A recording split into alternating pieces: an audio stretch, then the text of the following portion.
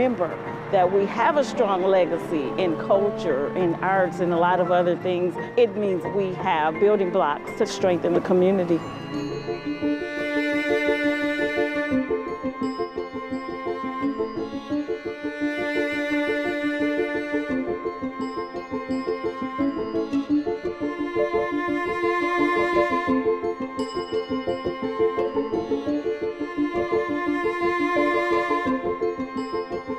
What I've learned since working with the university is that Flint is a thriving community of cultural entrepreneurs, artists that can't wait to tell the world about what they're doing and to know them and develop a relationship.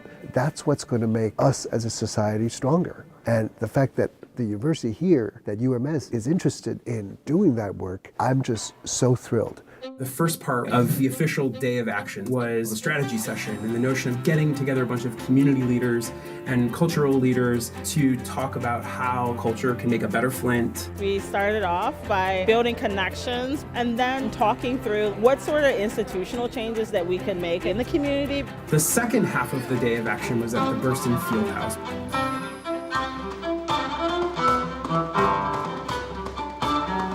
We've all heard so much about Flint and the water crisis, which is still an ongoing crisis, but there was this sense of bringing forward a different story from the community. For Yo-Yo Ma to come to Flint, it helps us change the narrative. It helps to solidify to a lot of people that there's value here and that it's a good place to be. This was such an incredible way for UMS to be introduced to Flint, to really learn about the folks that make it happen there. I know I'm walking away excited about opportunities and keep going back to Flint and building our work in that community.